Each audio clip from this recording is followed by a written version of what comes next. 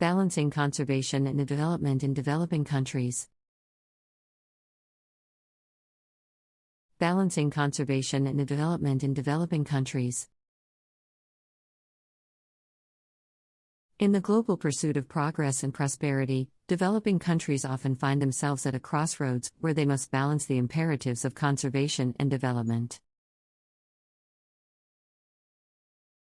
The dilemma: conservation versus development. At the heart of the matter lies a fundamental dilemma: how can developing nations achieve economic development without sacrificing their rich biodiversity and natural ecosystems? While development is crucial for improving the lives of citizens, conservation is equally essential to ensure the long-term viability of these societies and the health of the planet. Historically, many developing countries have faced pressures to prioritize immediate economic gains over environmental preservation. Rapid industrialization, urbanization, and resource exploitation can lead to deforestation, pollution, loss of biodiversity, and climate change. The consequences of such actions can be dire, affecting both local communities and the global environment. However, an alternative path that focuses solely on conservation without considering development can lead to poverty, unemployment, and social instability. The importance of biodiversity and ecosystem services. Biodiversity is not just a luxury, it is a vital asset that underpins human well-being and sustainable development. Ecosystem services. The benefits that people obtain from ecosystems include clean air and water, fertile soils, pollination, and climate regulation. These services are particularly significant in developing countries where many livelihoods depend directly on natural resources, such as agriculture, fisheries, and forestry. For instance, the Amazon rainforest, often referred to as the lungs of the earth, plays a critical role in regulating the global climate by absorbing carbon dioxide and releasing oxygen. Its preservation is essential for mitigating climate change and ensuring a stable environment for future generations.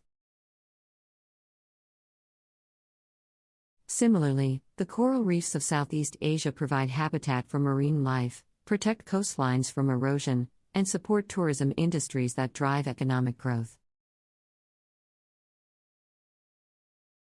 Innovative approaches to balancing conservation and development. Achieving a harmonious balance between conservation and development requires innovative and adaptive approaches that consider the unique contexts of each developing country. Here are some strategies that have shown promise in addressing this challenge. 1. Integrated land use planning. Developing countries can adopt integrated land use planning that designates areas for conservation while allowing for sustainable development in other zones. This approach ensures that critical habitats and ecosystems are preserved while still enabling economic growth in suitable regions. 2. Ecotourism. Promoting ecotourism can create incentives for conservation by generating income from visitors who want to experience a country's natural beauty and wildlife. Managed properly, ecotourism can contribute to local economies and fund conservation efforts. 3. Community-based conservation. Engaging local communities in conservation initiatives empowers them to protect their natural resources while benefiting from sustainable development projects. This approach enhances social equity and ensures that conservation efforts are aligned with the needs of the people. This rewards individuals for conserving nature's benefits. International cooperation and support. Addressing the complex challenge of balancing conservation and development requires a global effort. Developed countries, international organizations, and non-governmental organizations, NGOs, play a crucial role in supporting developing nations on this journey. Financial assistance, technological expertise, capacity building, and knowledge sharing are key ways in which the international community can contribute. Additionally, partnerships between governments, NGOs, and local communities can facilitate the exchange of best practices and lessons learned. Collaborative efforts can lead to innovative solutions that benefit both people and the planet. Conclusion. The challenge of balancing conservation and development in developing countries is not insurmountable. By adopting innovative approaches that integrate economic growth with environmental stewardship, nations can achieve a harmonious coexistence between humans and nature. It is essential to recognize that conservation and development are not mutually exclusive goals. As we move forward, it is imperative that global citizens, governments, and organizations work together to support and empower developing nations in their pursuit of sustainable development. By doing so, we can build a future where both human prosperity and ecological integrity thrive in tandem. Inclusive policies for sustainable progress. Here are additional considerations and strategies that can contribute to this holistic approach.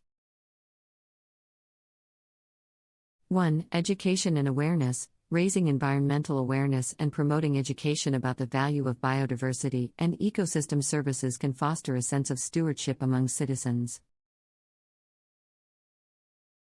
Informed individuals are more likely to support and engage in conservation efforts. 2. Empowering indigenous knowledge. Many developing countries are home to indigenous communities with deep-rooted knowledge of their local ecosystems. Integrating this traditional wisdom into conservation and development plans can lead to sustainable practices that respect nature's rhythms. 3. Regulation and enforcement. Robust environmental regulations, combined with effective enforcement mechanisms, are crucial for preventing unsustainable practices. Developing countries should invest in building strong legal frameworks and institutions that ensure responsible resource management. 4. Investment in research and innovation. Governments and international partners should support scientific research that informs conservation and development strategies. Innovation can lead to breakthroughs in sustainable agriculture, clean energy, and ecosystem restoration. 5. Sustainable infrastructure development. As developing countries build and expand their infrastructure, they can adopt sustainable design principles that minimize environmental impact. Green buildings, efficient transportation systems, and waste management solutions can contribute to a more eco-friendly urban landscape. 6. Climate resilience planning. Given the increasing frequency of climate-related events, developing countries should integrate climate resilience into their development plans. This includes measures to adapt to changing conditions and minimize the vulnerability of communities. 7. Corporate social responsibility, CSR. Encouraging responsible business practices through CSR initiatives can lead to positive environmental and social impacts. Companies can invest in local communities, support conservation projects, and adhere to sustainability standards.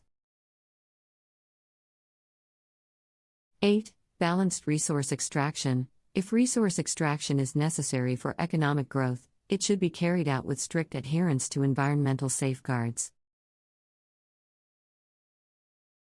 Extractive industries can contribute to conservation efforts by rehabilitating ecosystems after their operations conclude. The role of technology in sustainable development. Advancements in technology offer unprecedented opportunities to harmonize conservation and development in developing countries.